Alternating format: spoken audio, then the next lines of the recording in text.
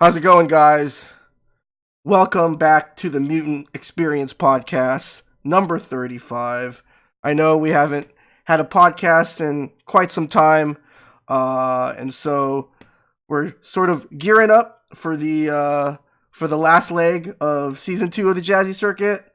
And I thought, what better way to create more hype and attention surrounding Third Strike than to resurrect the Mutant XPerience podcast.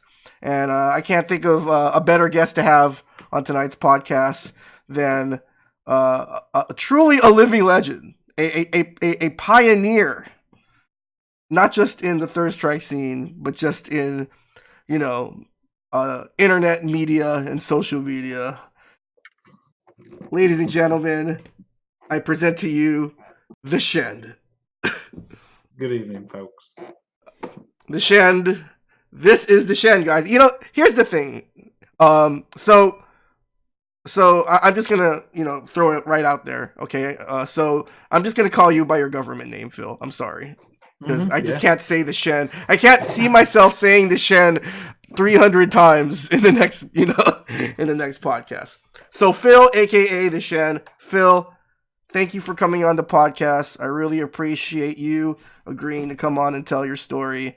And so, yeah, man, how have you been, dude? How's it going? I know that the last time we saw each other was, I think, in 2016. That was the first time I went to the UK. And so, what's been going on with you? Well, you were staying with us, weren't you, for a few days? Yes. In the house, and it was that house has progressed a lot further. It's still a hot mess, but it's habitable. Left a job I was in, now self-employed, which is why I look like a state. That's about it, really. But I think this house project has sort of taken all the time out of what I used to be a lot more on top of the old Third Strike. It's sort of like, if I can snatch time, I will jump into it. But it's all consuming this place at the moment. So, in the off chance that there are people that are watching that aren't familiar with you, I don't know how they wouldn't be familiar with you. I mean, everyone should know about you. But anyway, so Phil, aka TheShend, your claim to fame is that you were one of the earliest YouTube channels archiving Third Strike, Street Fighter Third Strike videos. And obviously, over the years, your YouTube channel has become an indispensable resource for anyone wanting to learn Third Strike. For anyone who wants, the latest videos from Japan and so forth and so on. And so, how's that? Looking back on it, let's start from the beginning, man. When was, can you remember kind of the moment, or maybe the something that happened when you realized this is kind of something that I want to do? Like how did this come about, this this TheShend community vault? It was I think at the start it was just being on the SRK forum and following the Third Strike forum in there. We had I used to play the game with a couple of friends after work, but it was a little bit weird. We play on Dreamcast and use Dreamcast pads and have no mediums selected. On the triggers we had 3 times punch and 3 times kick, just because we wanted to use Akuma's big specials at the end, or make X's even easier to perform. So yeah, we were really bad at it, but it was like a tiny little pool. And when we got the internet, then you started seeing these videos from Japan turning up, and if you were into fighting games like Third Strike, you ended up finding your way onto SRK. And yeah, it was just following the video threads on there. And what was it, Go for Broke was one of the first video websites was compiling, not just for Third Strike, for everything. And there was another one, Video Off, which I think Emphy, and there was another player, Opera. Was it Opera? Might have been Opera. They had essentially the same sort of thing, but just purely for Third Strike, and it was just through those bookmarks, sort of built up an array of websites I would just regularly visit and download anything I could find, just to see what high level play was, because what we were doing was trash. We had a lot of fun. We couldn't play that game properly at all. No mediums whatsoever. But yeah, just through downloading stuff constantly for a couple of years, you had like a 40 gig archive. I think, does anyone have this match, or does anyone have this from, like, I remember Neo Amusement Space Asho used to put these tiny little video files up on the website, and unless you downloaded them within like 4 days of them going up, they'd be replaced with something else they'd done, just by virtue of the bandwidth, how expensive it was to keep them up. And then YouTube came along, and it was like, that seems like a really expensive thing to run. So I was like, I'm not going to dump everything on just yet, because I don't want to put a lot of work in and then it just like apart. But I think after about 6 months, it was still standing, and Google bought it, and it went, right, well, it's not going bust now. So I thought, right, we'll start there. YouTube was interesting in the early days because you could look, you could filter things like how many channels had the most videos. So therefore, there was a hierarchy developing, and there was me and another guy we were trying to be the first to 1,000 videos on the YouTube channel, and he picked me, I believe. His channel got taken down about 3 months later because he was just re-uploading trailers for video games, like from GameSpot and all the rest of it. So I think he actually got taken down eventually. But that's when like all of One Piece was on YouTube.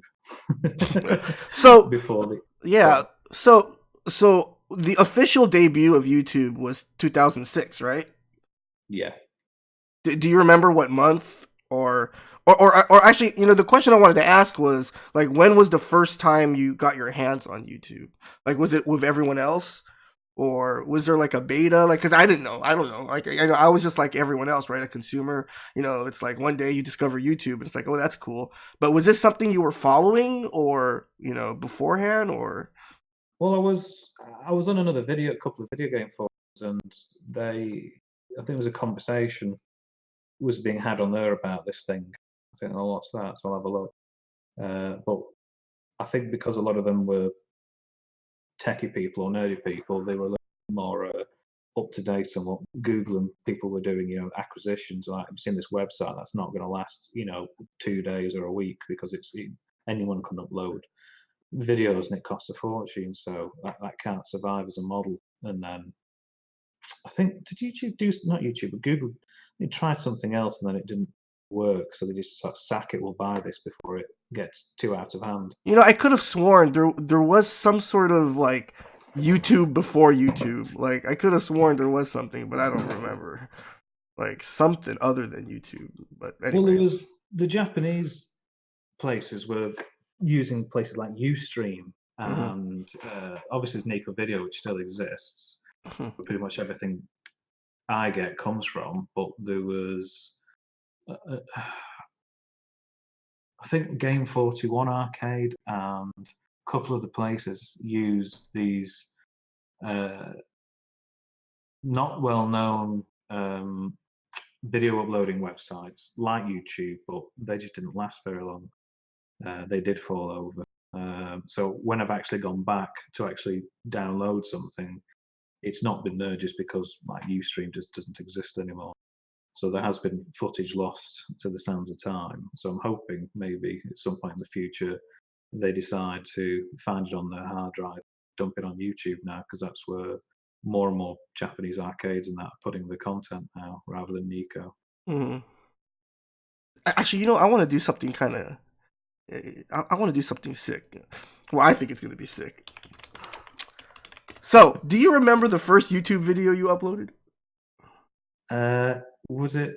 It would have probably been a some sort of masterclass video. All right, let's see. So here we got TheShend here. By the way, guys, I mean, there's really no excuse, but in the off chance you haven't subscribed to TheShend's YouTube channel, please subscribe. All right, so let's see what the oldest video that you. So how would I do this? I'm still a novice in YouTube, even though I guess date added, right? Oldest first. Oldest first. So 13 years ago, you uploaded a second impact Elena combo video. Is this the first YouTube video you uploaded? It was because I had I backed up all my third strike videos onto CD-ROMs, and when I got a job in after my degree in a small tech firm in Macclesfield in north of England, they had amazing upload speeds. So I used to take my file of CDs into work, and during my lunch, start uploading as many videos as I could get up, because they went up in seconds rather than at home where it took like hours. And I think they actually sacked me because I was abusing their bandwidth. Well, yeah, it was just so that's literally because of the file naming convention on that. So it would have been the first disc and on the first video. Wow. Yeah, second impact in Eleanor, that definitely. Wow. So just take me through the early days of TheShend, Phil. Like, just how did this start picking up steam for you, man? I just didn't stop doing it. Once I'd actually put everything I had on there, more content was coming out. So it was just a case of, well, I'll just keep putting it up. I mean, initially it was, I remember, what's the name now? They used to have ranking battles. KSK's old arcade. What was it called? I'm going. This is what getting old does to you. Yeah. He used to put those videos up on a file sharing website that existed at the time, and you needed a password to get into it because it was password locked. But it was his, and I remember going in there using this password, which was just like saved in a text file, which allowed Japanese characters. Getting in and checking it every so often, because it put the latest ranking battle in. But because YouTube used to be really restrictive on what you could put up there, I think the initial restrictions were nothing over 10 minutes, nothing over, what was it, 100 megabytes or something stupid. And I think there used to be, no, I think they were the major restrictions, which is why the Thong Boy tutorial didn't go up for years, because it was 12 minutes long. Or was it the 12 tutorial? I think it was the 12 tutorial, because that's 12 minutes long exactly. So I couldn't put that up. I didn't want to put that up in parts. I wanted to put it all in one go. But I had to wait until they granted me special privileges, which was to be able to upload a half an hour long video. And eventually they just kept upping it till like you could have a gig of videos file size, and it could be, then the time limit disappeared. So yeah, the old restrictions on YouTube. This is why I'm thinking there's a lot of stuff I put up originally, which I probably should go back to and put up properly again, just because YouTube won't murder it like it used to because of the file size restrictions. Yeah. Like those ranking battles, Gamers Vision. That's what it was. Gamers Vision. Yeah, Gamers Vision. Okay, yeah. I split all those ranking battles up into individual matches just so they would fit the criteria. Whereas now I just put the whole thing up and not worry about it. That produces old problems, which is why I started that matchup chart, because sometimes you just want to watch an individual matchup. So you wouldn't stop. You just kept doing it. What was the reaction like? I mean, you said you were on SRK. What was what were players saying, or about what you were doing? I think very early I was starting to find stuff that other people weren't aware of just by exploring websites I couldn't navigate in the slightest because they were all in Japanese. So you were just actually just hovering your cursor over links to see what see what it turned up with.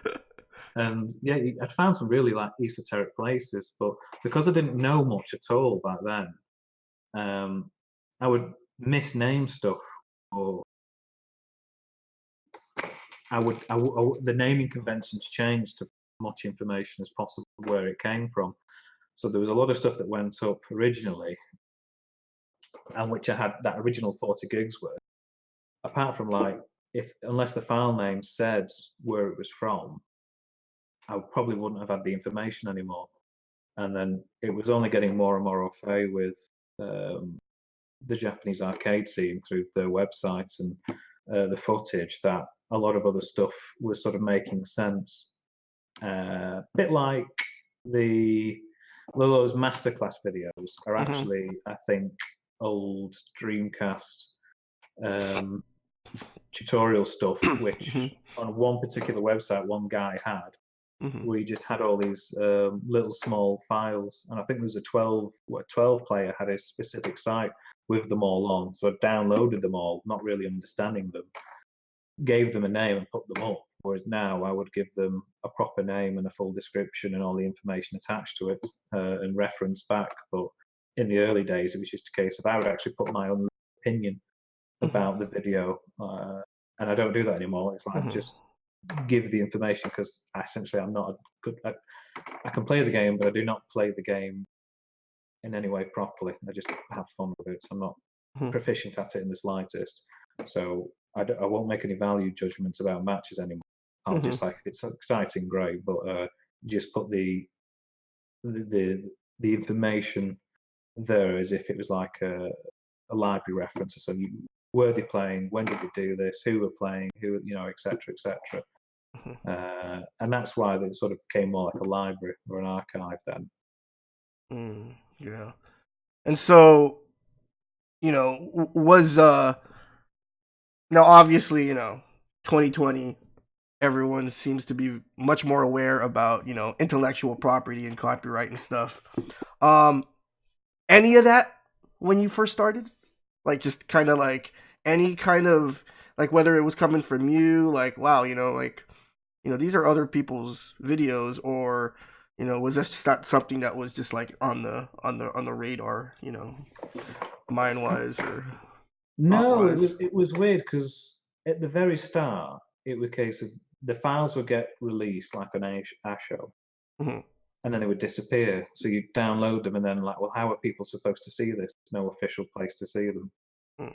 That's where it's a case of like, this stuff gets lost unless someone downloads it, keeps it in one place, and has a way of sharing it. So that's where it started. It was just a case of having that archive. And then that was still the case for a good number of years. And then I think as YouTube became more successful and popular, it became more monetized and commercialized. So for years, they used to say, I meet criteria to essentially monetize the channel, which I ignored for about 5 years. I think, well, should I make any money off that? I don't think I should, because it's like it's not my content. But then other people would say, or my wife would say, well, you're the only one who's put all the work in to put it in one place. And I think, and like you were saying, right, there are certain videos that just don't exist anymore, right? Yeah. Like, so that's being, you're preserving it, right? You're I'm the word's lost, Yeah. the role or the job, but you're a conservationist. Yeah. In a sense. Because I think what happened is when YouTube started dangling money in front of you, and at the time I was working a full-time job, I was also working 3 or 4 nights at a pub. Money came in handy, and then it's like, well, YouTube weren't telling you how much you could earn, so it's kind of, well, I'll let's see what can it bring in, and I did it and monetized the channel, and for about it made like $100 a month, which made quite a decent difference. Mm-hmm. And then they changed your algorithm about a year later, and then it halved, and then I think me job. I got a pay increase at work. They rebanded us, so we went up 2 pay bands higher because they decided the work we're doing were actually being underpaid quite a lot for. Mm-hmm. So I think, well, I don't need the advertising anymore. It's not worth it. I'll just get rid of it. Which I did do, and then it stayed like that for it. It was a monetized channel, but I say monetized.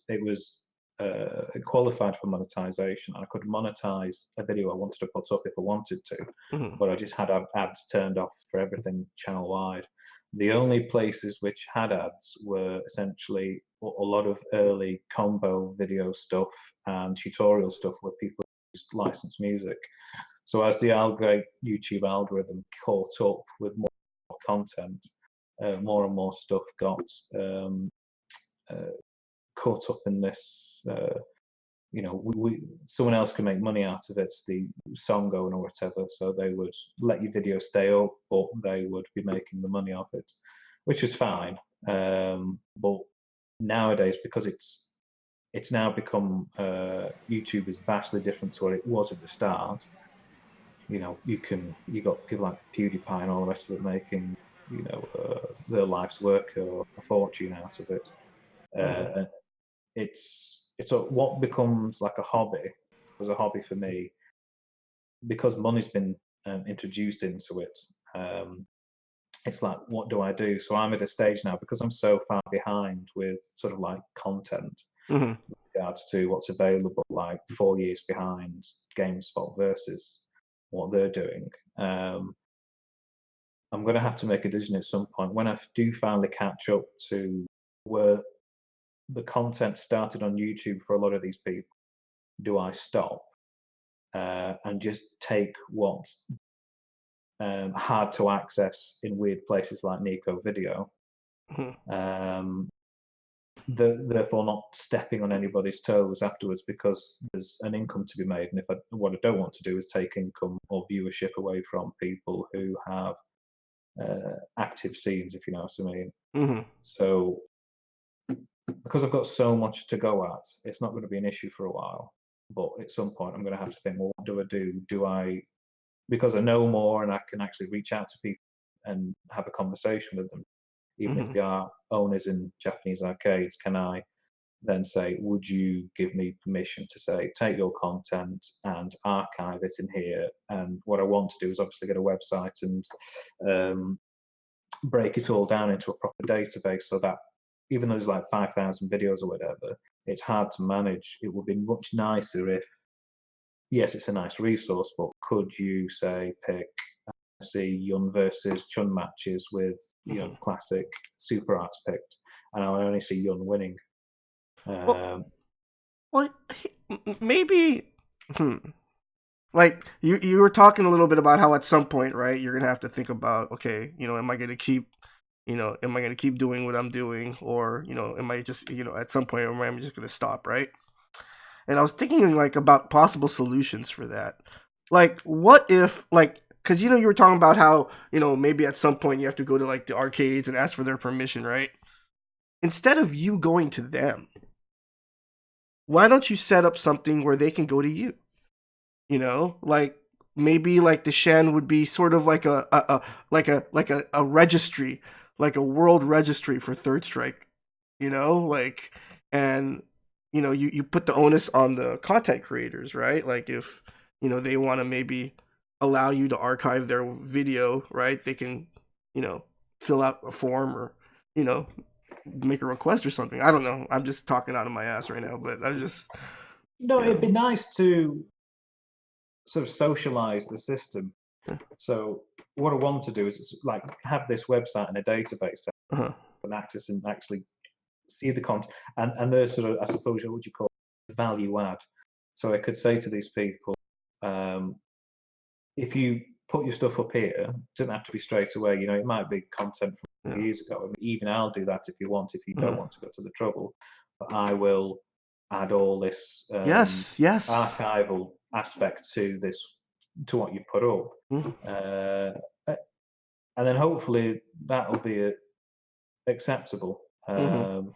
Because I do, like you say, there's like all these. I've still got DVDs and VHS tapes. I've still got to put up and all the rest of it, just because they can't be seen. And it's like I'd like, but you know, it's like, do I worry about the copyright of something which is 12 years old? You know, and Yeah. companies have gone bust or don't exist anymore. You know, because it's so Yeah. niche, it's treading a fine line. I would like to show the content, but And, yeah, and one thing we didn't even consider, right, is that, one could argue that, we're all pirating off the same thing anyway, right? Like, Street Fighter isn't our intellectual property. You know what I mean? but take the Nintendo approach to Right? streaming. Like that sort of got lost in the conversation. Hopefully one day Capcom won't decide to, like, okay, you want to run a Capcom tournament, you're gonna have to get Yeah. our approval. Hopefully that never happens, right? But who knows? Who knows?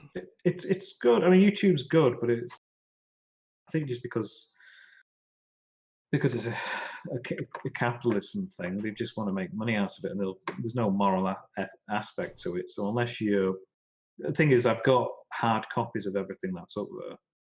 So even if, because I'm looking at arcades which have closed, had YouTube channels but haven't been updated in like 5 years.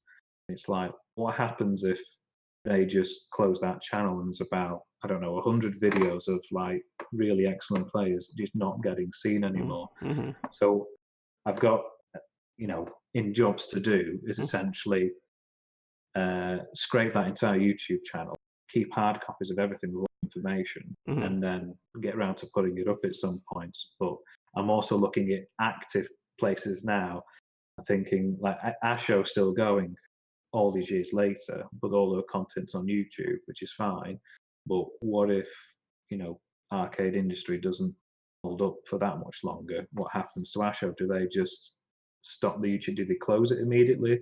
So it's like, how proactive do I need to be about keeping an eye on content providers, just because I don't want to see it lost, rather than necessarily want to put it up straight away? I'd like, archive as much as possible without treading on toes. I think that's the issue. But again, it's just money complicates it.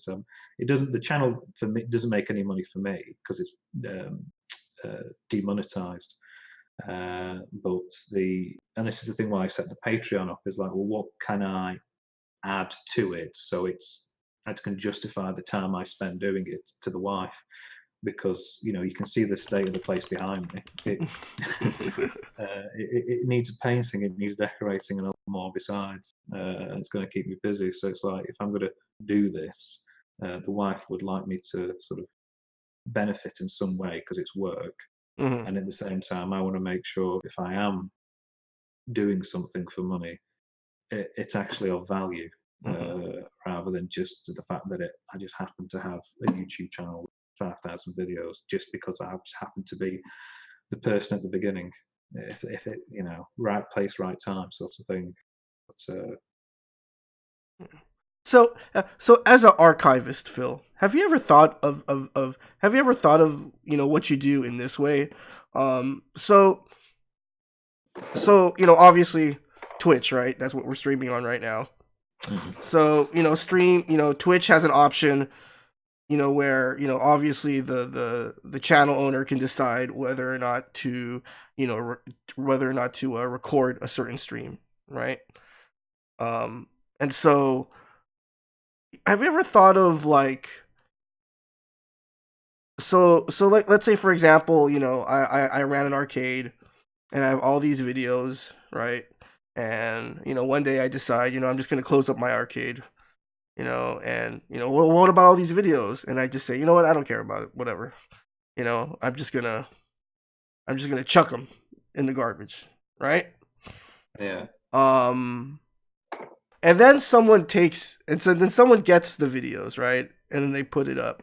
Like, have you ever thought of like, what if the person that chucked the videos, like, they chucked them for a reason, right? Like, what if they chucked them because they don't want those to be out there? You know what I mean? And so, I guess you kind of get where I'm getting at, right? Or you kind of get where I'm getting at. And that's why I kind of thought of Twitch, right? And how, you can choose whether or not Twitch records your stream or Yeah. not.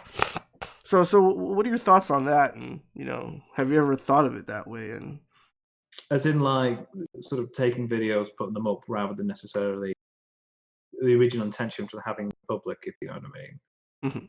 Well, we just simply like, are you of the mindset where like if somebody discards like their property, right? Like if someone discards their property, then anyone can, can take it and then, do what they Well, will about it, or, you like know. you say, if you throw something away physically, Mhm. it's there's a it's obvious. If someone throws something away and you pick it up, it's Mhm. no loss to them. But it's like when it's digital, it's a little bit more weird. Yeah. No. Yeah, that's kind of what I'm getting at, right? Yeah. So it's like maybe the thinking of it like that is a little bit easier on the old uh, moral side of it, I suppose. But I don't think I always assume that if it's public, if the place obviously falls over Mhm. and no longer publishes any information anymore, then at least it'd be nice to have a record of that scene, because that was the more interesting aspect to me, is like a capturing, a, a third strike scene, even if it's in a small arcade, and they had you know a number of players enough and consistent enough to want to come and have an event, record it, and have it, put it up there for everyone to see. And I found some really like decent matches, which from players I'd never heard of. Um, Digging around in old websites. So, and again, like I've gone back because I've got a massive folder full of bookmarks, and now and then I'll go in there and just double check a couple of things, and some of them are 404, like not found, and then you have to go on way back machine. Like I recently did the Baban Paku um, uh, tournament just for like a Patreon post, just to have a place where the information's all about it. So when I do have like a proper website, I don't have to start going through all that information again. At least I've got an archive somewhere I can go back to. Mhm. And going back to that, all the old websites had fallen over because they were like 2008. And the artist's website wasn't available either, except on Wayback Machine. But they had a modern presence, but I couldn't find them. But a little shout out on Twitter, and somebody thankfully put us in touch. So that's nice. But it's sometimes you go back and I bookmarked something specifically because it had all this information specifically about one particular event in one date. And I'm like, right, well, when I get round to that, that's going to be super useful. And you go back and it doesn't exist. You think, shit, I should have done that a little bit earlier. But thankfully, way back machine exists, but it's still not, still not, doesn't cover everything. If you know what I mean. There's big holes in it as well when you start digging through for old information. Mhm. Well, I think this is a good time to take our first break, Phil. But when we come back, we'll talk a little bit more about the work that you've done. And I also want to, talk a little bit about, just the this sort of mystique that seems to surround you, right? You're just this very mysterious person, Phil. Like I remember the first comment in the chat, like 30 minutes ago was, "Oh, TheShend is a white guy." Yeah, It's we're like everywhere. everyone has like a vision of you. It's but anyway. Before we take a break, guys, I just wanted to remind everyone to please check out the Jazzy Circuit. Our next auto qualifier is going to be at Final Round. Shoutouts to Larry, aka Shin Blanca, for running it again. Remember, guys, that the season 2 finale is going to happen at Free Play Arcade and Arlington, June 12th through 14th. 3 days of Third Strike. And for more information on the Jazzy Circuit, check out our various social media outlets. And so, once again, we're going to go ahead and take a quick break, and we'll be back in a few minutes.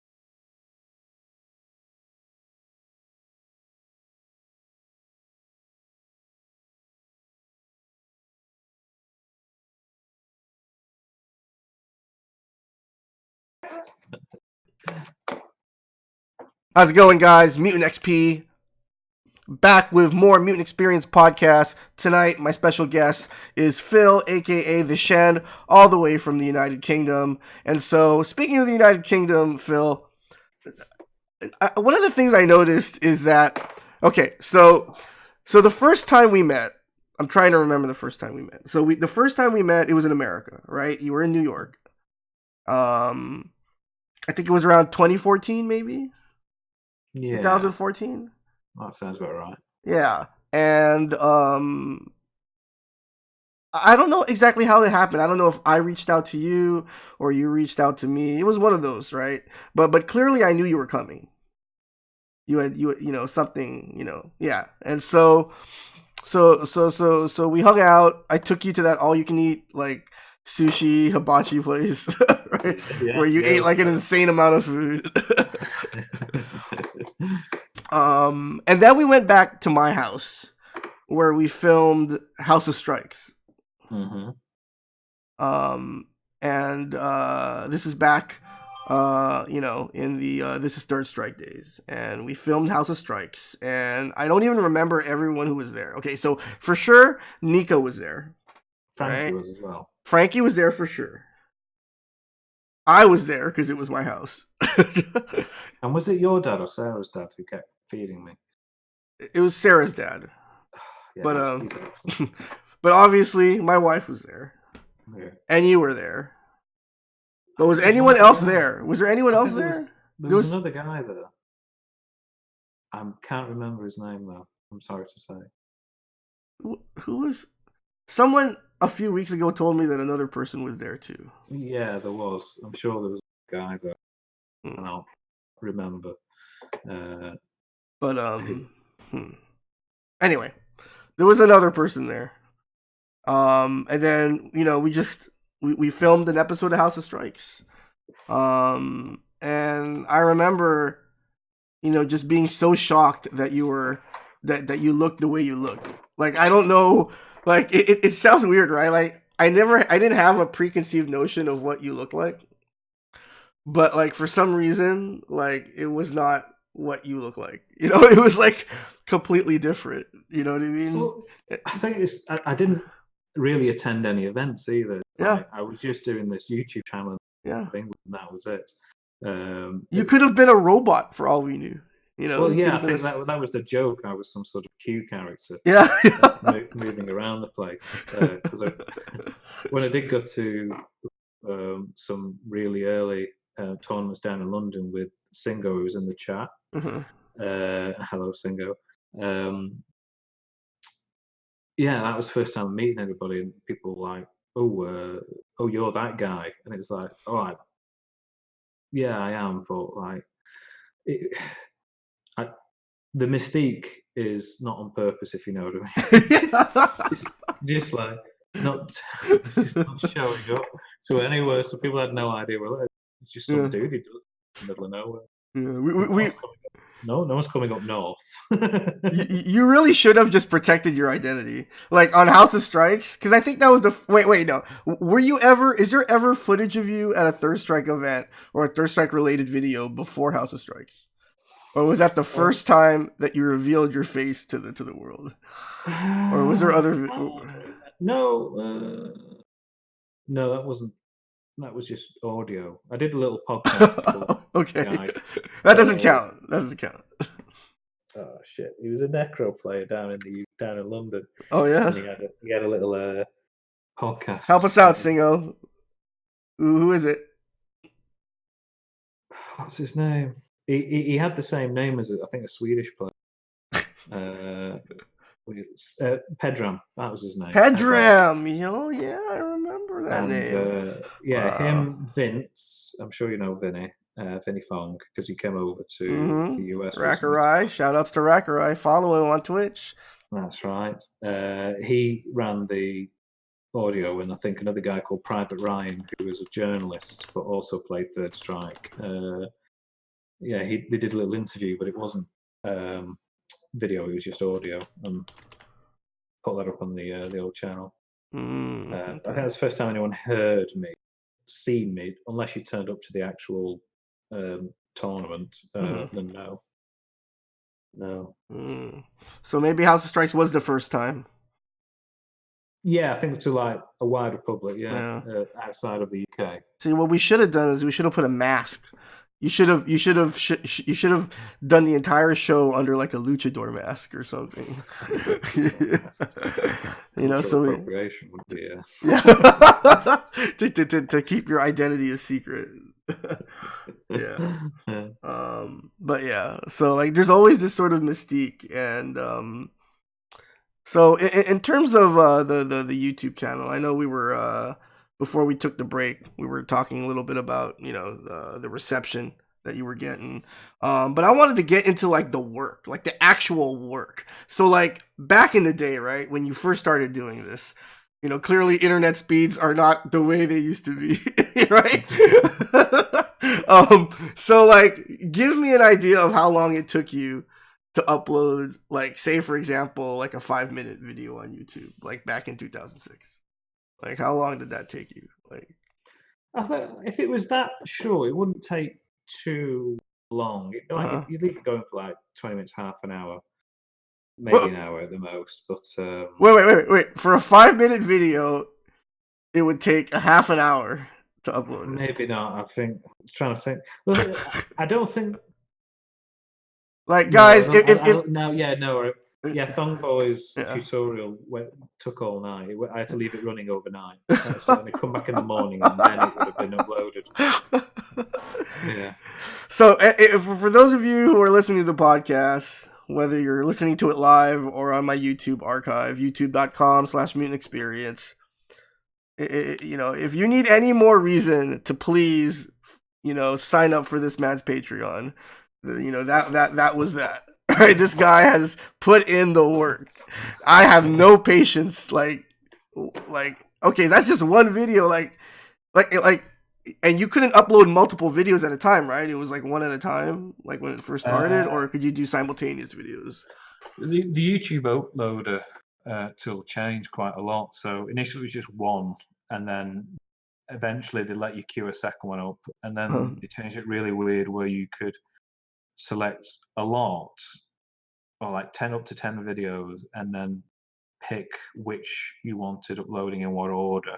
Mm-hmm. It was quite convoluted, and then they just got a little more streamlined and nicer to work with. But all the early stuff was just because of the file size restrictions, Mm-hmm. uh, Yeah. size restrictions as well. But yeah, So how reliable was your internet back then? Like, did you ever have some like tragedies where you were like 98% almost like uploaded, like, and then it cut off, or did YouTube have sort of a queue where like, or and it wasn't too bad actually, because I remember YouTube when you used to watch a video, it would download the whole thing in the background. So if you paused the video and it was 20 minutes long, it would slowly download the rest of it. mm-hmm. So even if you came away from Okay. the internet, you could Mm-hmm. still watch it after the fact. It's like offline, almost like offline viewing.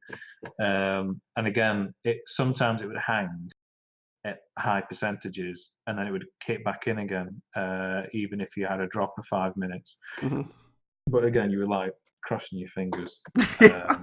I've spent many a night watching progress bars, right? Yeah, screen burn with them. Yeah, screen bird. Oh man. So I mean, and I just can't imagine the hours. Like, what were some of the like? Did you normally do your uploading like at night, obviously, or like was this just like all day, all 20, all day, 24/7? You were uploading, or how? What was your schedule like in terms of that? Well, when I was really active, I think that was when I was post degree and unemployed. So I had a lot of time. So I was splitting videos up because that was where the time took. You'd take like a big 230 meg Gamers Vision ranking battle, Uh-huh. split it up into 8 singular videos, and then queue them up separately and name them. Mhm. I had the time to do that now, but what takes my time up is the archival aspect of it, wanting to essentially have a match-up chart for every single video with timeline, with Mhm. timestamps, etc., etc. Um, So what I'll do now is I'll have a video, I'll upload it with all the information, and then I will sit in bed or sit at the computer and write, watching the video at 1.5 speed, Mm-hmm. just writing in a pad a timeline, like who's playing the character, what super art they picked versus whoever, and the same information. And if there's Mm-hmm. anything interesting happening in the match, like was there a perfect, is it a mirror match? Anything particularly interesting I'd want to clip out just so it's more entertaining when I tweet it out. Or even just add it into the information with regards to the sort of like the, the information on Patreon when I do a post about it and all that breakdown. So I watch everything, and that's what takes the time up really. Just having that, just to get that matchup information, anything, just so that it's a little bit more. Uh, that it's there. There's that data set there. So when Mm-hmm. it actually does become a proper database and a website, I won't have to start this work again. It's essentially there. And it's good because even though like this, I'm doing a lot of gamers vision stuff, the East versus Wests. I can, because there's like 200 of them up already. I can actually sit down and watch an old one, Mm-hmm. populate on a pad all the information, and then come round to Patreon post later and put the matchup information in the matchup sheet. So I'm catching up, in even if I'm not at this computer. Uh, if I'm on the tablet in the bedroom, whatever, I can just, like the wife's watching something I'm not interested in, I can just put the tablet on and start doing that. So I fill my spare time Mm-hmm. uh, doing it one way or the other. Mm-hmm. But actually getting new videos up's not as much. I'm trying to get old stuff accounted for, like all the Corona DVDs. The Mm-hmm. ones that are up all have matchup spreadsheets done for them now, and I've got the Necro one ready to. I just need to shift the audio on it because it's slightly out of sync Oh, okay. on the DVD. So I'll fix that, and then I'll put that up, and then I'll do a matchup sheet for that. So yeah, there's a lot of work. There's just a bit. There's a load of content. I just want to Mm-hmm. But you enjoy do. it, right? Like, I mean, Yeah, if you I didn't like enjoy it, why? It would be insane to do it. And it's just, it's so crazy to think, because I don't envision myself enjoying doing what you do, right? But it's like it's really cool to meet people who are super passionate about something that you could never imagine yourself doing. You know what I mean? Like it's just yeah, crazy and the fact that and you could have done this for any game, right? yeah. You I could have almost done think this for any game. Yeah, yeah. Actually, tell me about that. Like, were there ever times like was it always just third strike from the beginning, or was there like some hesitation, or what was that all about? well, I think First Strike's the one I like the most, just because it was the game I was playing where I understood how fighting games. It was the one I learned how fighting games worked. Mm-hmm. Whereas before you would just hit the buttons to try and win, sort of thing. Whereas when I was getting on SRK and you saw all this frame data Mm-hmm. and you saw all this notation information and wild specifics, like invincibility frames and all the rest of it, this became revealed to me. Because that game was Third Strike, that happened as an even stronger sort of place in my heart, really. That and it's just aesthetic. I just think Mm-hmm. it nailed the third game, nailed the aesthetic really, really well. It's the heft and weight of you know the way the characters move and the way things connect, the sound effects, um, the graphical effects. It's just on point. And the Mm-hmm. only other game I felt similar around was Mark of the Wolves Garou. Mm. Um, That's kind of experiencing a little bit more of a buzz lately, here in it's just America. it's a great little game. It's lovely to look at as well. Mm-hmm. But again, like we were playing that on Dreamcast, Mm-hmm. and then you look at how Garou's actually played and Mm-hmm. think, playing it anywhere like that. But I did have like 3 combo videos, Garou combo videos, And I thought about putting them up, but another lad was doing Guru. I thought, well, you could, I sent them over on a file sharing site and says, you do the Guru stuff.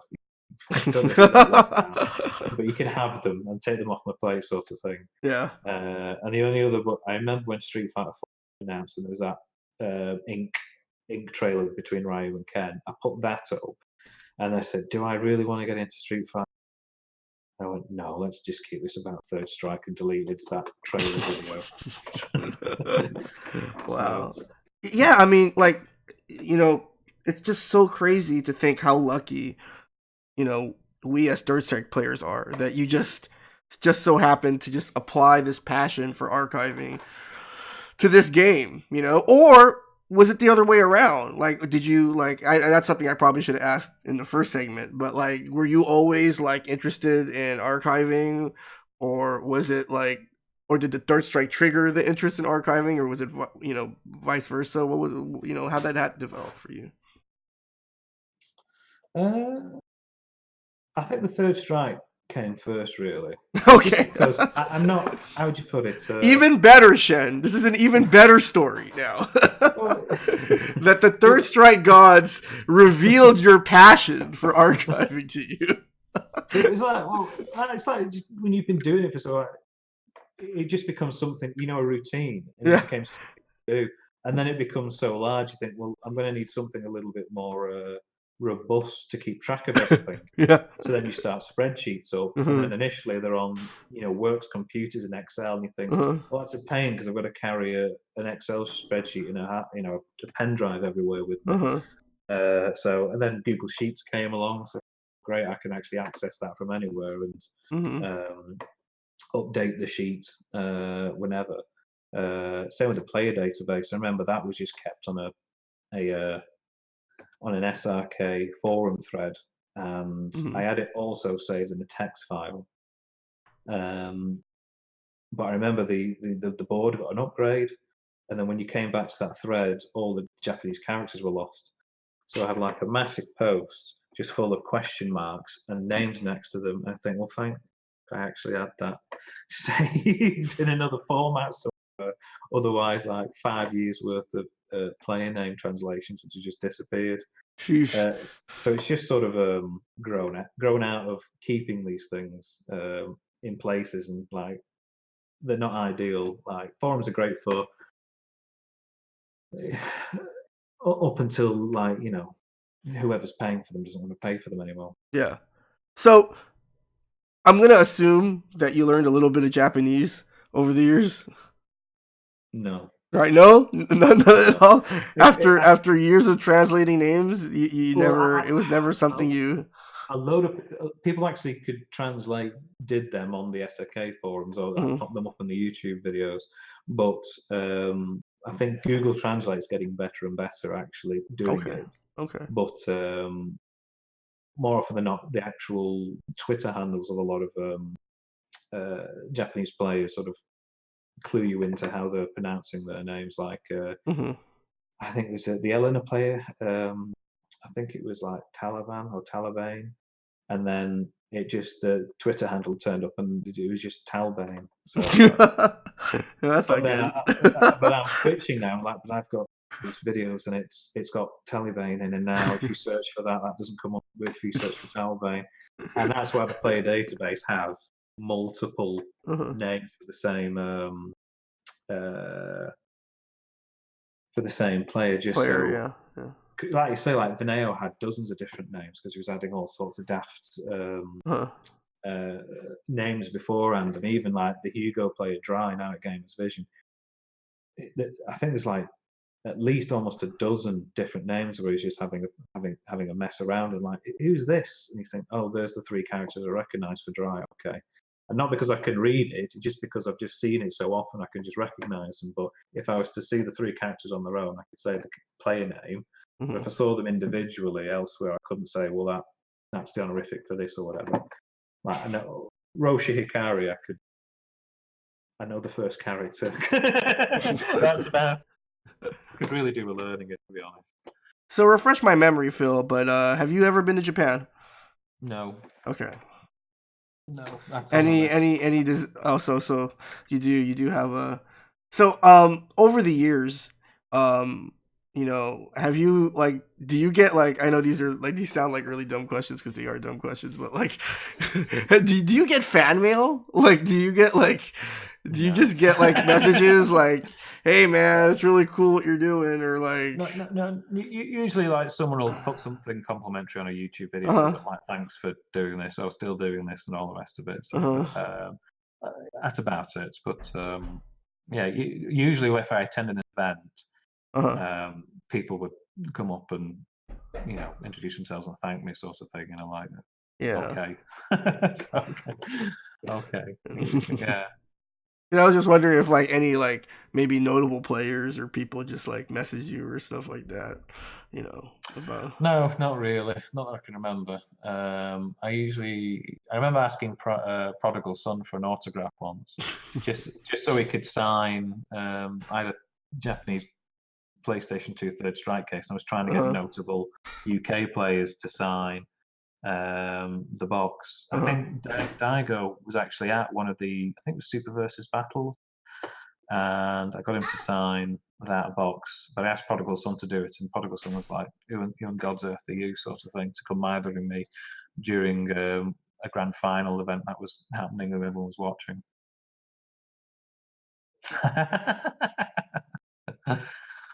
Yeah. Wow. So yeah, man. Like, I just, for some reason, I just assumed that you get like fan mail and like people just kind of message you, and it No, sucks that you don't. So don't do that. please send Phil fan mail. Send nothing whatsoever. So tell me a little. You know what? I think I mentioned earlier in the podcast that I had the good fortune of visiting the UK back in 2016.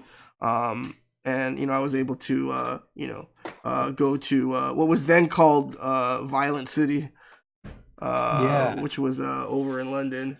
And I got to play and meet a lot of the UK Third Strike players for the first time, old and new, and that was really great. And I know I must have, said this somewhere on social media, but you guys, I just cannot thank you guys enough for the hospitality you showed when I was there. I had a really amazing time, and you're a large part of why that was the case. But I've been kind of like, sort of, because of Jazzy and everything, I've sort of been, kind of focused, on the here in terms of stateside. But what's going on with UK Third Strike right now? I mean, are you in the loop, or is there? I think it's quieter, but Hmm. I think it's just because the guy who had the cabs of Violent City, I think he would go back to Japan or abroad for periods, Hmm. and then because he wasn't there, I don't think much could get organised. But there is something regular happening now. I think East London Fighters. Hmm. There's still an X-Fed, which is where Violent City was, but I think it's better known as what's it For called? those of you who have never been to the FedEx, or formerly Violent City, it literally feels like, I don't know if you've ever seen the Teenage Mutant Ninja Turtles movie, Phil. But the Yes. foot layer, where the Yeah. kids are all chilling and playing. That venue Oh, like really does look like that. It's really sick. yeah, it's But known anyway, as yeah. Free Play City now, Okay. and they have an outfit for East London Fighters. I think monthly they do it, like they have weekly stuff, Hmm. but they do have a monthly fighting game event, which Third Strike is on Hmm. cabs. So yeah, they've got something, and they've actually got more stuff up north now. There's I think Furin Arcade. Let me just check uh, yeah, level up. That's up near. Where are you? Uh, outside of Bradwell,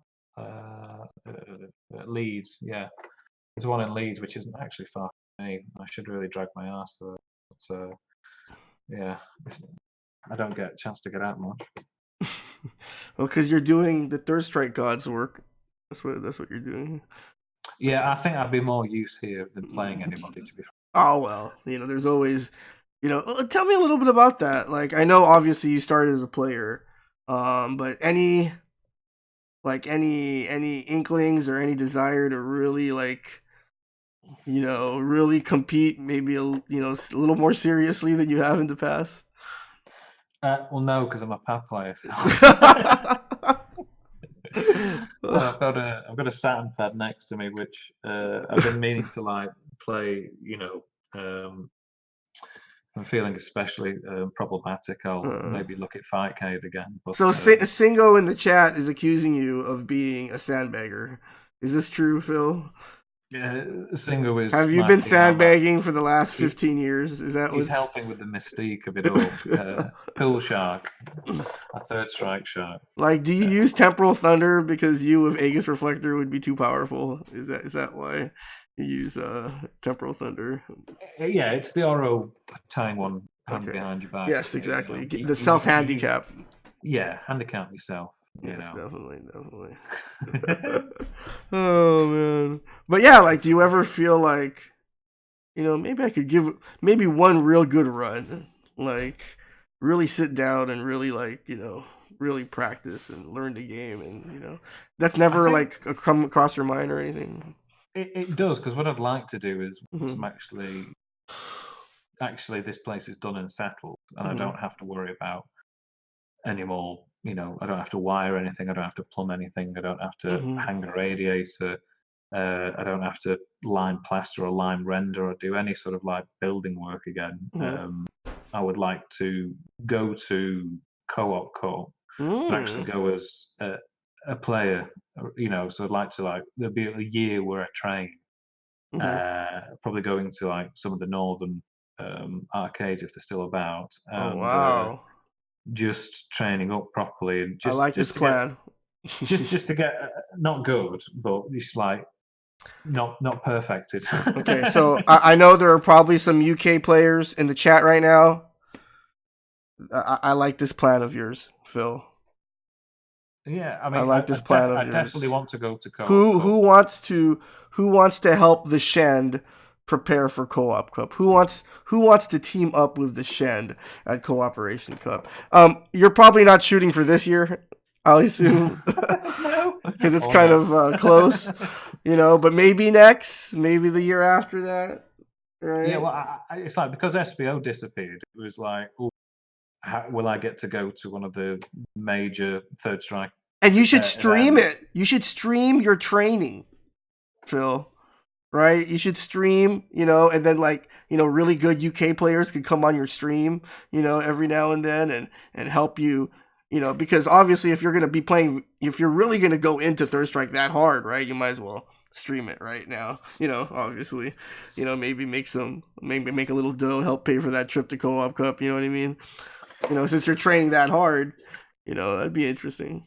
Yeah, I think that I remember playing Lun, not no Lever, who was an Italian player on Xbox Live back Hmm. in the day, Hmm. on the original Xbox, and I think he bounced me 50-0.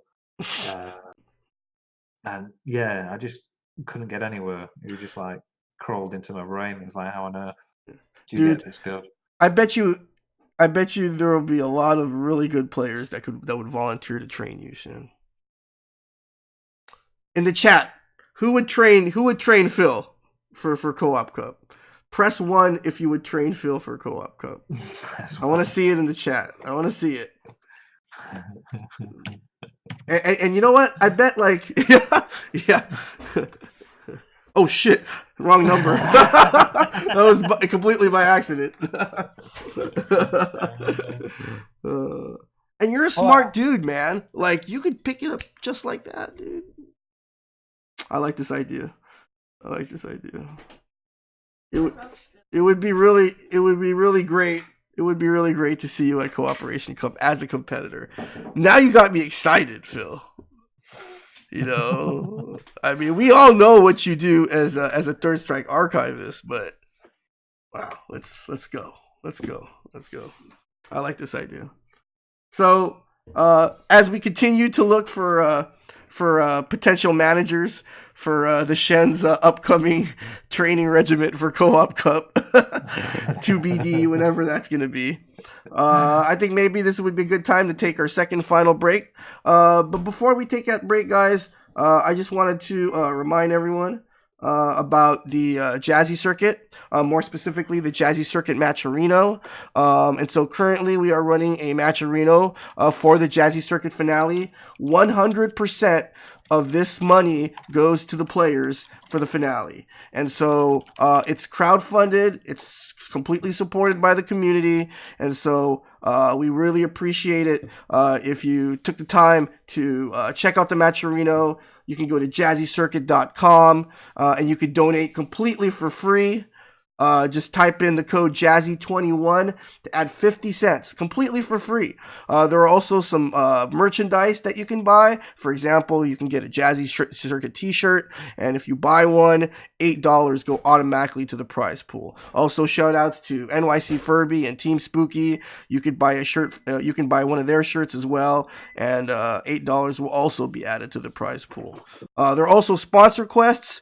Basically, you want to complete these actions, follow certain Twitter handles, like certain videos, and for every follow or like or whatever command, a certain amount gets donated to the prize pool. And remember, guys, this is just completely for free. All you have to do is just go to jazzycircuit.com and then sign in or sign up with your very own with your social media of choice, and then you'll be able to donate. So, definitely please consider donating to the Matcherino, guys. Jazzy finale, June 12th through 14th. So, like I said, we're going to go ahead and take our second and final break, but don't go anywhere. We're going to have more of the Shen after, a few minutes. So, we'll see you guys in a few.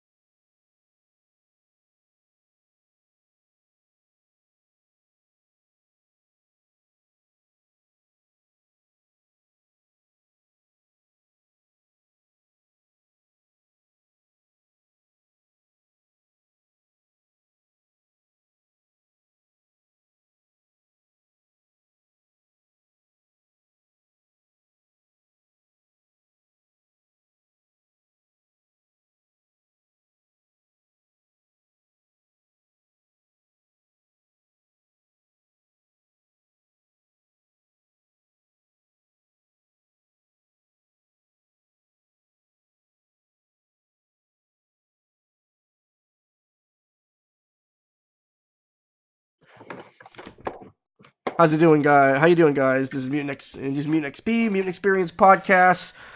Tonight's guest, I can hardly speak, Phil. I'm so excited that you're on this show tonight.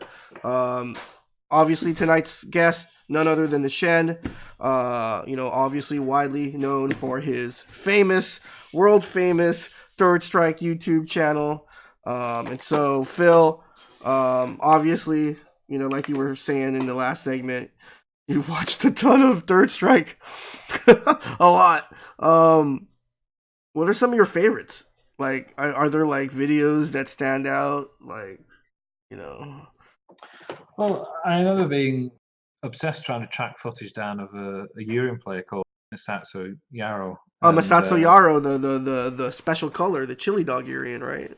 just wild things he did with charge petitioning and stuff, where Yeah. he would walk forward for like what seemed like 3 seconds, and then suddenly like an X headbutt would come out, and I think, where did that come from? Yeah, it was just, and he just didn't stop still ever. It was just perpetually moving and charging for something. Like he had to get rid of his charge in a move one way or another, and it was just so entertaining watching him fight because he looked like he was just having a lot of fun. So yeah, if any Misatsu Yaro video you can watch, you're not going to be disappointed by, really, just because he's, even if he doesn't win, he was having fun. Well, obviously, growing up as a Necro player, this is a video that blew my mind. Obviously, this is the first time I saw this was on your channel. Obviously, like many other people. But this match between Sugiyama and Masato Yaro is just like it's a classic. Yeah, yeah, it's just like so hype that match. Yeah, it's oh my goodness, It was the Masato end of Yaro. the yeah, big swings and roundabouts in this. What? Wow. Just wild. Just a wild tackle. Just then, stick it out. He's got a charge. He's got to use it. Oh no! Oh, no punish. Oh, that was sick. Yeah.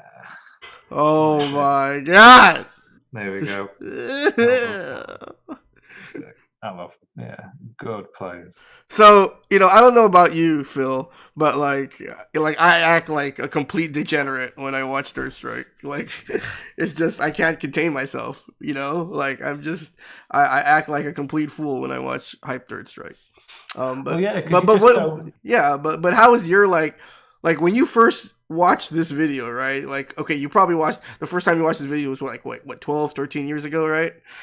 Like, what was your reaction when you watched this video? Like, Well, I suppose because I've been playing in that tiny little group of people, uh and again, we were playing with no mediums, and huh, none of us could parry. I remember seeing one of early Japanese match with I think a Yang versus Ken. I had no idea who the players were, and just I think Yang had no health left, so he had to parry, and the Ken sent an X fireball across the screen, and I think, oh, he's dead, and he just parried both hits, and I just ended up losing my mind. I'm like, oh, this is what you can do, and it's like super basic, but back at the start, I was like, oh, this is what you can do, and then you see what these two have just done, you think, oh yeah, this is for me.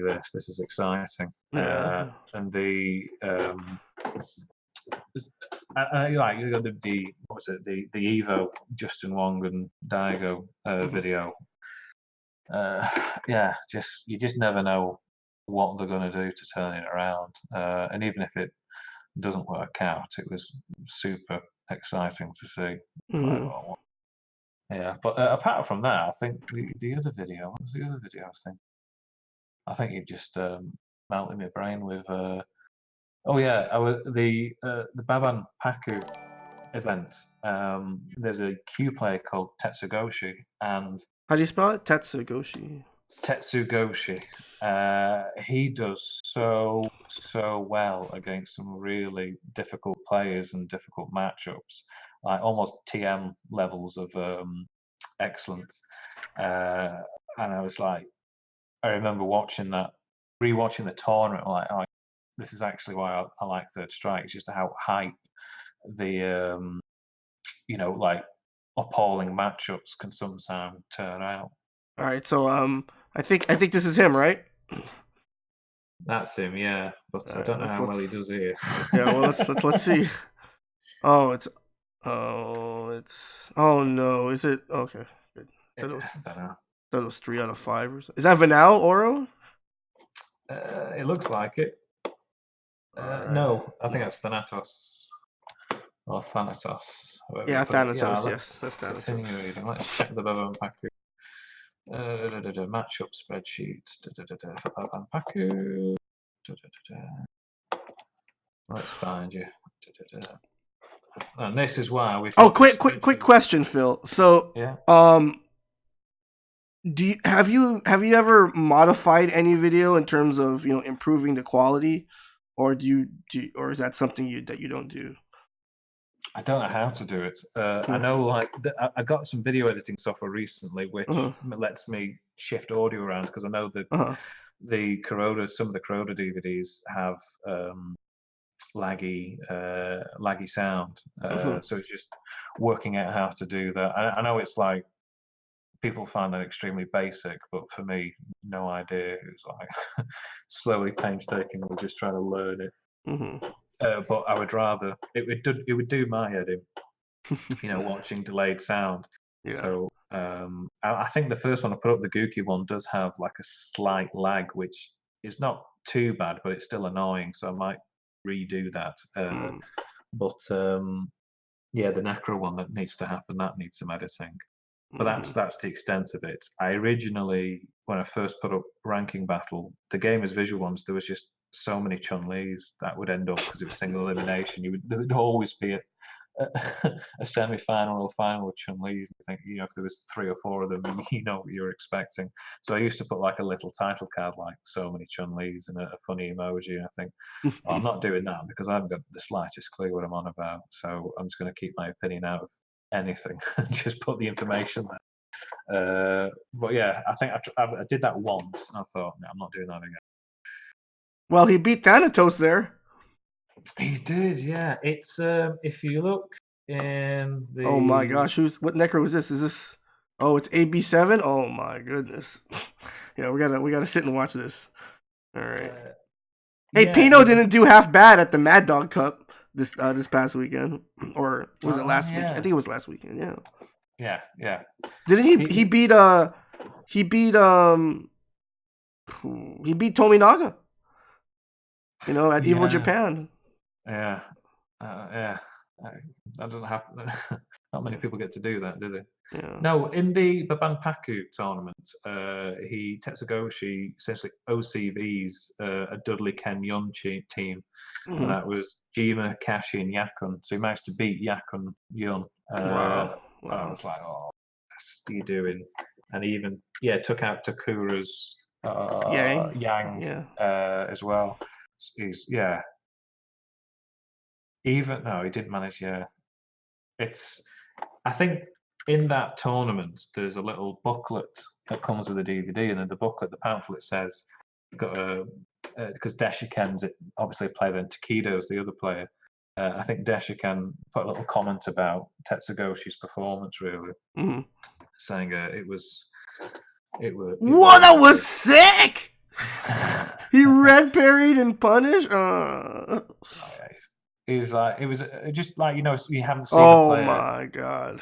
for a long time. You think, yes, Wow, he does rocked. good. He does good. I'm an Necro main, and but he didn't deserve that round. He didn't deserve that round. All right, so we got Masatsu Yaro, Tetsugoshi. Are there certain tournaments or that stand out in your mind, like some of the maybe your favorite tournament, a favorite SBO, a favorite co-op cup, a favorite ranking event. None of the big ones stick out, just because, to Mm-hmm. be fair, I haven't watched. Well, how about some of the minor ones? Like, is there Well, one that you just kind of go, wow, this is probably one of the best Third Strike tournaments I've ever seen? I really enjoyed when they were doing the what are they called? not the ranking battles, the Dan League, the Oh, the ranking league. Danison, yeah. I remember watching an Alex player called Sakurada just slowly get better and better and Mm-hmm. better and better until he turned into a right little monster. And then I think it won SBO. He did like really well. Not SBO, a co-op cup. He just did. He won some like hard matches. But watching him in the Danison, it was like when his name appeared, I'm like, oh, I'm gonna pay even more attention to what he's Mm-hmm. doing. So I think I Yeah, found one that he's in. Oh, there's a lot of Necros. So Sakurada is blue Alex, right? yeah, And yeah. is this what Necro is this? This is Yeah, I don't know why it sticks Street Fighter 3. Tamu. Dude, I just turned around. I just turned away, and it's like, okay, what happened here? Fierce chop. Okay, and fierce. Okay, that's why. Just got hit like 3 times. Tamu has not bow there. That was like the first. That was the first block of the round. Let him have it. Oh my gosh, neutral Genki bomb. Ew. Yeah, yeah. It was nice watching him get better and better. Mm-hmm. Because, like I Yeah. say, Trick Game's vision and Dan isn't. Not, you know, You know. you're fighting some monsters. Mm-hmm. Yeah. I Oh. do Ooh. like him. Boy. What? He hit that? Oh my gosh, DDT. No, that doesn't work. Whoa, what? Yaku or Tamu. Oh, what a scumbag. I like it. I like it. Wow. Yeah, he's entertaining. Wow. Maybe he tried to punish nah, never mind. That was just go for the fences. All right, so let's see how he fares against this Ryu player. Who's this Ryu player? This is Koku. Well, it might be Kuni actually. I don't know. Looks like Essence. Okay. Dang. Ooh. I almost forgot that Alex had this color. I literally forgot. Like he had this color, dude. He's beasting right now. Yeah, like I say, I think that's what makes the strike entertaining. Is sometimes when you get like lower T, that tier list, Mm-hmm. it's you do root for the lower mid to lower guys, and when you see them turning up and like when TM was making, Mm-hmm. I think it was that first to 10 with either Memora or Tominaga, and it was like I think it was Memora, and it's like Mm-hmm. this is going to be next to impossible, but he Yeah. still puts in like a performance which So anyone is proud of. Phil, do you pay attention to like I mean this not right when I said it. I feel like it's a stupid question, but like you probably pay attention to like. Do you pay close attention to like the analytics, like which videos are doing really well and which don't, and stuff like that? Is that something you sort of pay attention to? Not really, no. I just Mm-hmm. tend to let them set them free. But it's sort of like self-fulfilling prophecies. Like if you look at a YouTube channel and look which are the most popular videos, Mm-hmm. they self-perpetuate really. Mm-hmm. But yeah, it's like sometimes if I do look at the analytics out of curiosity, sometimes there'll be a massive spike and I'll have no idea why. And it'll Mm-hmm. just because one video got linked to a website with some decent traffic at some Mm-hmm. point, but I've no idea who or where or why. Yeah. But yeah, it's nice to see. I was just wondering if you could maybe extract some useful like data or like information, from the analytics of your channel, like just in terms of what the audience likes. You know what I mean? Like which characters are like the most popular, or based off that, or which players, right? Yeah. yeah, I think I suppose if you look at Analytics. Let's have a quick scan. So this is rare footage of TheShend working under the hood live on the Mutant XPerience podcast. I suppose really just go to the channel. Let's see what. Pause videos. Sort by what's popular.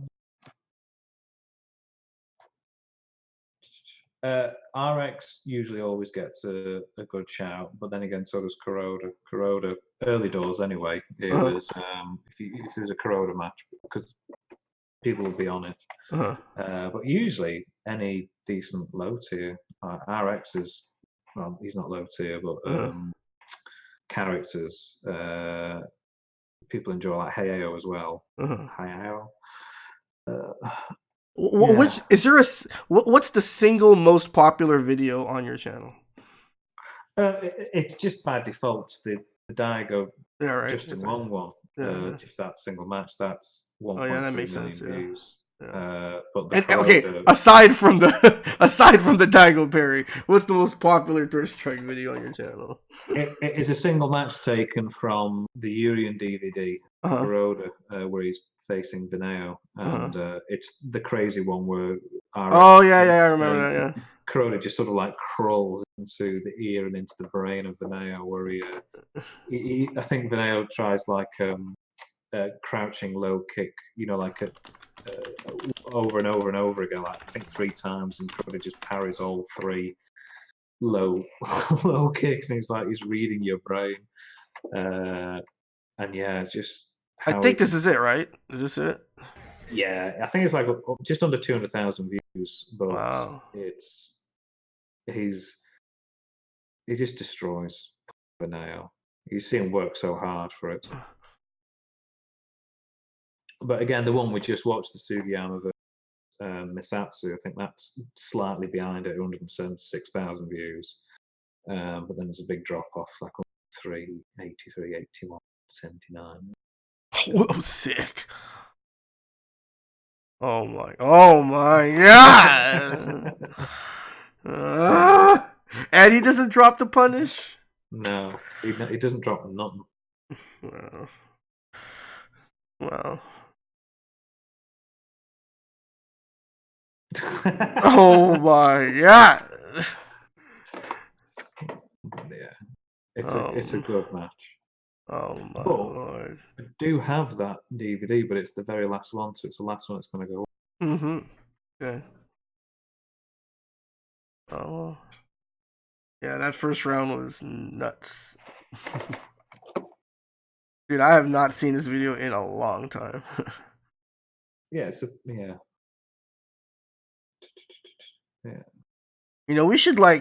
We should collaborate, Phil, and put out some sort of like countdown, right? The top 100 greatest Third Strike matches. Yeah. I don't know how we would vote for that though. I guess fan vote. I mean, there was. Can I find?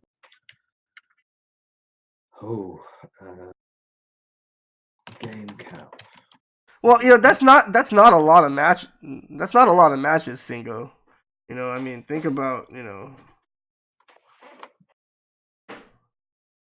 Think about like the countless thousands and thousands of Third Strike matches that have happened.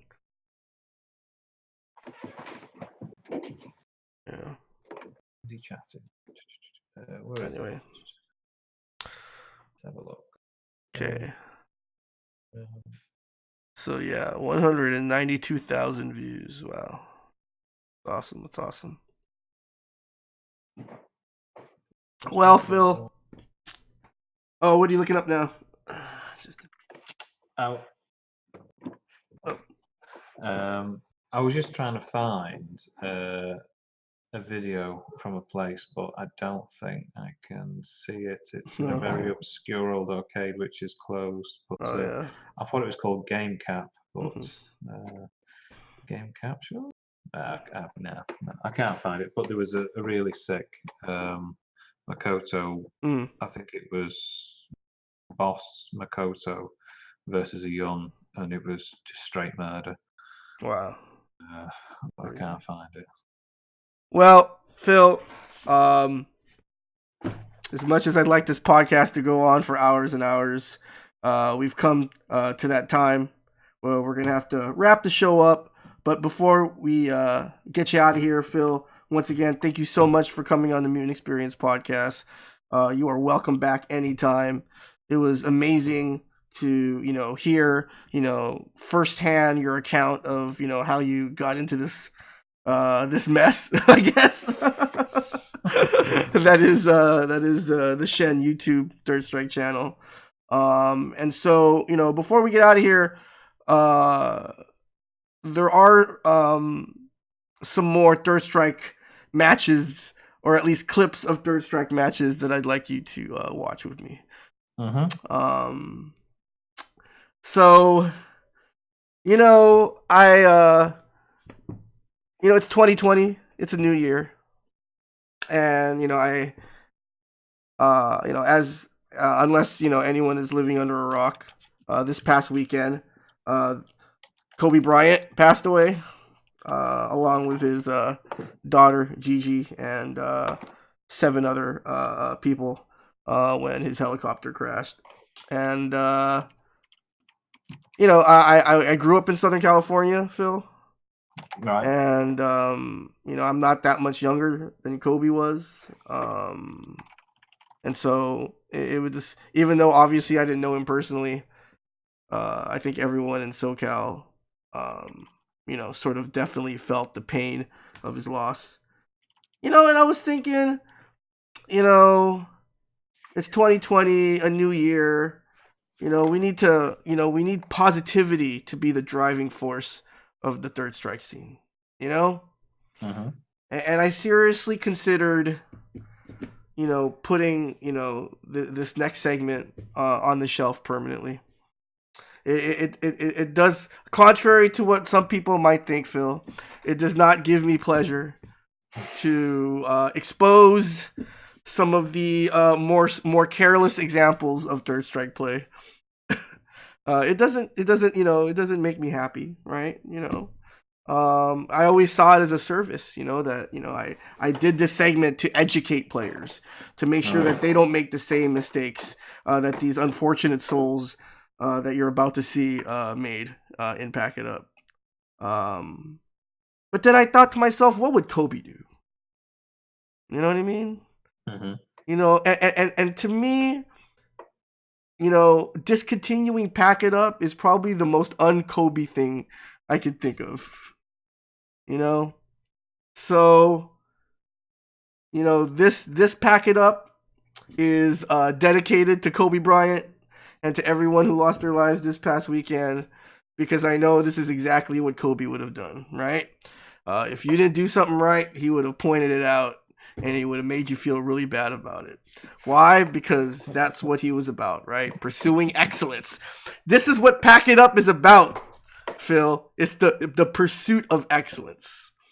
So without further ado, here you go. It's a brand new edition of Pack It Up. For those of you who are unfamiliar with this segment, basically I scour the internet, primarily YouTube, for some of the more unique examples of Third Strike play, if I were to use a euphemism. And so here you go, guys. Here's Pack It Up. And by the way, guys, Phil has not seen it, so he's watching it for the first time like you guys. So without further ado, guys, here's this week's Pack It Up. Okay, and it's not playing. What is going on here? Okay. Let's see. Is everything else working? Everything else is working. Okay. No, it's not a blow up. Okay. There you go. All right. We're in there, Phil. Pack it up. Okay. You guys ready? All right. Nominee number 1. I'm sorry, Mike Z, but if you're gonna miss that parry, automatic appearance on Pack It Up. And oh man, This is heartbreak. Mike Z, you've been playing the game for 30 years. How on earth did you miss this, Perry? But I love you, man. Shoutouts to Skullgirls. But very, very unfortunate. This is from the Mad Dog Cup at EVO, Phil. Apparently, this Oro player, I think it might be Thanatos. I'm not sure, but someone needs to brush up on their frame data, right? You know? Nominee number 3. Oh my goodness! It's the Jazzy Circuit explodes. It's Rico DJ Isco, the best necro in America, pulling out the Artays against KD Alpha. Oh my gosh, guys! Wow, that's rough. I'm sorry, Ty, but dog, don't get hit by this. What are you doing, dude? This was from Arizona's last Jazzy ranking event. Not a good look, but you know what? I know Ty. He's a strong Alex. He'll come back even stronger than ever. Nominee number 5. This is from the Candy Cave in Chicago. And so Antonio 3S feeling himself, but then he runs right into the Aegis. I will say though that shoutouts to Antonio. He did end up winning the round against Nipperman, but I had to add this because it's just hilarious. So anyway, guys, those are your nominees for this week's Pack It Up. Choose who you think should be this week's winner. You can tweet me at Mutant XP, tweet TheShend, and let me know which, or in the chat, let me know which one you like the best. What was your favorite? Katie, what was your favorite, Shen? Which one did you like? Number 1, Mike Z needs to have words with himself. Oh no, Mike Z. I mean, all that wonderful animation in that latest game of his, and you think he'd be a bit more on top of his frames. Yeah, that was rough. That was rough. That was really rough. But hopefully Mike Z comes back stronger than ever. I mean, he is so much fun to watch, Phil, because nobody plays Makoto that way. You know what I mean? Yeah. It's super, super, super ridiculous. All right, so before we get out of here, Phil, please use this time. What do you want to plug? What's in the future? What does the future hold for TheShend? What are you working on? Tell us what's going on. At the moment, I'm working on a bathroom. Once I've done that, I'll be working on 2 bedrooms with ensuite. Once I've done that, I've got a path to lay at the back. And a load of other nonsense.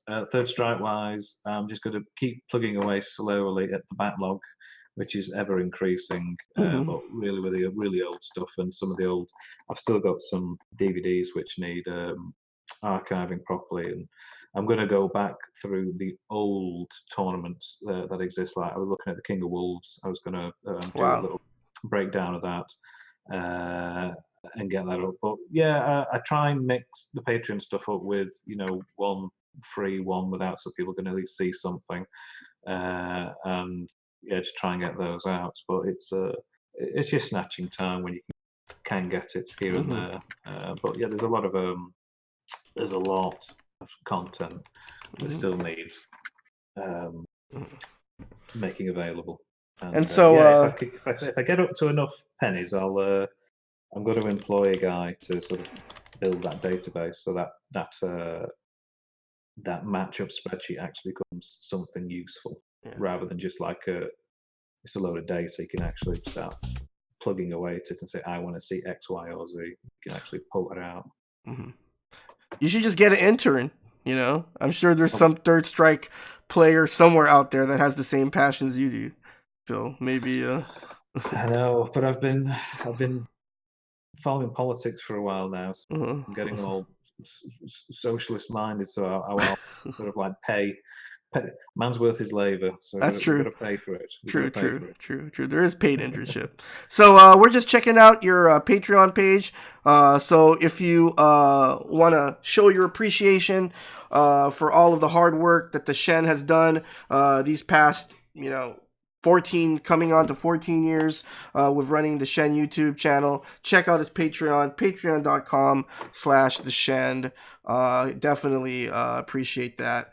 And so, Phil, once again, thank you so much for coming on the show. You are a true pioneer, not just in Third Strike, but just in online media and YouTube. Like you said, you were there from the beginning, and I feel like the Third Strike scene is just super fortunate that for some reason this all was a product of Third Strike, and it's really Yeah, amazing. I get the impression some other nerd would have done it, but it just happens to land But on some me. other nerd didn't. It was you, Phil. It was you who did it, and that's what's important. So, and before we get out of here, guys, once again, uh, definitely mark your calendars. Jazzy Circuit finale, free play arcade, Arlington, June 12th through 14th. If you want TheShend there, sign up for his Patreon.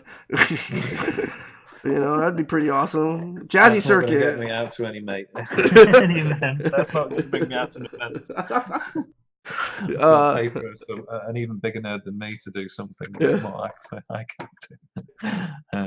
So we got a major. The next auto qualifier is Final Round. Definitely check that out. FinalRound.org. So once again, guys, thank you again for tuning in. Just a quick update about the channel. Starting next week, I'm going to be streaming a pretty regular schedule. To try to generate buzz and raise support for the Jazzy Circuit. And I just wanted to let you guys know in terms of what's coming up on the podcast. So the next Mutant XPerience podcast is going to be actually 2 weeks from now. It's going to be on February 13th.